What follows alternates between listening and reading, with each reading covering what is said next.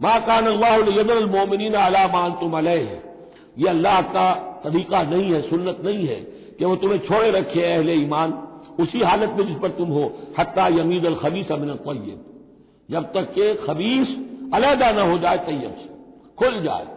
یہ خبثاء ہے، یہ منافقین ہیں، یہ وہ لوگ ہیں، یہ ففتھ کالمسٹ ہیں، بات واضح ہو جائے، اور صرف صادق الایمان لوگ وہ بالکل نکل کر علیحدہ ہو جائے۔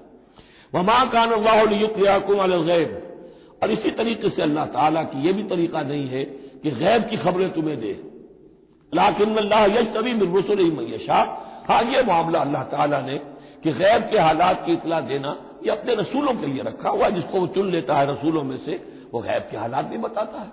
وہ غیب ان کو خود معلوم نہیں ہوتا، اللہ کے بتانے سے معلوم ہوتا ہے۔ یعنی یہ کہ ان آزمائشوں میں کیا حکمتیں ہیں، کیا اس میں تمہارے لیے خیر آ رہا ہے، ہر چیز ہر ایک کو نہیں پڑھائی جائے گی بچوں کی طرح، البتہ یہ کہ یہ چیزیں ہم رسولوں کو بتا دیتے ہیں۔ فآمنوا باللہ ورسولہ، تمہارے لیے طریقہ صحیح کیا ہے؟ ایمان پختہ رکھو اللہ پر اور اس کے رسولوں پر۔ وَإِن تُؤْمِنُوا وَتَتَّقُوا فَلَكُمْ أَجْرٌ عَظِيمٌ، اور اگر تم یہ دو شرطیں پوری کر دو گے، ایمان میں ثابت قدم رہو گے، تقوی پر کاربند رہو گے، تو تمہارے لیے بہت بڑا اجر ہے۔ وَلَا يَحْسَبَنَّ الَّذِينَ يَبْخَلُونَ بِمَا آتَاهُمُ اللَّهُ مِنْ فَضْلِهِ هُوَ خَيْرًا لَّهُمْ، اسی طرح نہ سمجھے وہ لوگ کہ جو بخل کر رہے ہیں اس مال کے ساتھ جو اللہ نے انہیں دیا ہے اپنے فضل میں سے، کہ یہ ان کے لیے خیر ہے۔ ظاہر بات ہے جب جنگ احد کے لیے تیاری ہو رہی ہوگی، حضور نے کہا ہوگا کہ لاؤ بھائی لوگ اب کچھ پیسے دیں، کوئی مال و اسباب جمع کریں تاکہ اسباب جنگ جو ہے وہ فراہم کیے جائیں۔ اب جو ان میں سے غنی تھے انہوں میں سے جن لوگوں نے بخل کیا ان پر اشارہ ہو رہا ہے کہ انہوں نے بخل کر کے بچا لیا، وہ یہ نہ سمجھے کہ یہ کوئی اچھا کام کیا ہے۔ وَلَا يَحْسَبَنَّ الَّذِينَ يَبْخَلُونَ بِمَا آتَاهُمُ اللَّهُ مِنْ فَضْلِهِ، اللہ نے اپنے فضل سے انہیں جو کچھ عطا کیا ہے اب اس میں بخل سے کام لے رہے ہیں کہ وہ ان کے لیے اچھا ہے، بل هو شر لهم، یہ ان کے لیے بہت برا ہے۔ سَيُطَوَّقُونَ مَا بَخِلُوا بِهِ يَوْمَ الْقِيَامَةِ، اسی مال کے توق بنا کر ان کے گردنوں میں پہنائے جائیں گے قیامت کے دن جو بخل انہوں نے کیا تھا۔ وَلِلَّهِ مِيرَاثُ السَّمَاوَاتِ وَالْأَرْضِ، اور آسمانوں اور زمین کی وراثت بالآخر اللہ ہی کے لیے ہے۔ آج یہ تمہارے پاس ہے، یہ میرے پاس ہے، بالآخر سب کچھ اللہ کے لیے رہ جائے گا، ہم نہیں ہوں گے، ہمارے بعد کسی اور کا، پھر کسی اور کا، اور پھر یہ سارا مال و اسباب آج بدلتے ہوئے بالآخر میراث تو اللہ کی ہے۔ وَلِلَّهِ مِيرَاثُ السَّمَاوَاتِ وَالْأَرْضِ وَاللَّهُ بِمَا تَعْمَلُونَ خَبِيرٌ، اور جو کچھ تم کر رہے ہو اللہ اس سے باخبر ہے۔ یہاں وہ 18 رکوع اب مکمل ہو گئے، 6 رکوع جو غزوہ احد کے بیان میں تھے۔ اب 2 کنکلوڈنگ رکوع ہے اس سورہ مبارکہ کے۔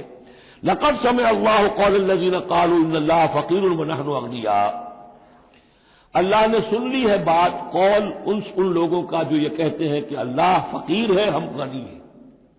ان میں منافقین بھی شامل ہو سکتے ہیں اور یہودی بھی۔ جب حضور کہتے تھے اللہ تعالیٰ کو ضرورت ہے قرض حسنہ دو، تو گویا کہ اللہ تو فقیر ہوا، پھر محتاج ہوا، ہم غنی ہیں ہمارے پاس دولت ہے۔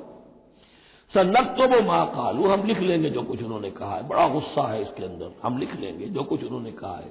فوراً تو نہیں پکڑتے، لیکن ایک وقت آئے گا کہ جس دن انہیں اپنے اس قول کی پوری جو ہے اس کی سزا مل جائے گی۔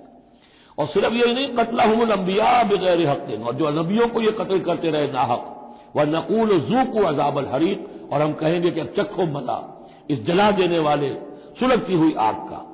ذَلِكَ بِمَا قَدَّمَتْ أَيْدِيكُمْ، اور یہ سب کچھ ہے تمہارے اپنے ہاتھوں نے جو آگے بھیجا ہے۔ وَأَنَّ اللَّهَ لَيْسَ بِظَلَّامٍ لِّلْعَبِيدِ، اور اللہ تو اپنے بندوں کے حق میں ہرگز ظالم نہیں ہے۔ الَّذِينَ قَالُوا إِنَّ اللَّهَ عَهِدَ إِلَيْنَا، یہ گویا کہ پھر یہود کی طرف رخ ہو گیا ہے، جیسا کہ اس صورت میں پہلے تھا، اس رکوع میں 19ویں میں۔ جو لوگ یہ کہتے ہیں کہ اللہ نے ہم سے ایک عہد لے لیا تھا، اللہ نؤمن لرسول حتی یاتینا بقربان تاکلہ النار، کہ ہم کسی رسول پر ایمان نہ لائیں جب تک کہ وہ ایسی قربانی پیش نہ کرے جسے آگ کھا جائے۔ یہ ابتدائی زمانے میں جیسا کہ میں نے عرض کیا تھا عہد طفولیت تھا نوع انسانی کا، تو خرق عادت چیزیں بہت ہوتی تھی۔ ان میں سے ایک بات یہ بھی تھی یہود کے ہاں ابتدائی دور میں کہ اگر کوئی شخص قربانی پیش کرتا ہے اللہ کی جناب میں، کوئی بچڑا اس نے ذبح کیا، پیش کر دیا، اللہ کے لیے صدقہ کیا، نذر کیا ہے، تو آسمان پر سے ایک آگ اترتی تھی جو اسے بھسم کر دیتی تھی۔ یہ علامت ہوتی ہے اس کی کہ یہ قربانی قبول ہو گئی۔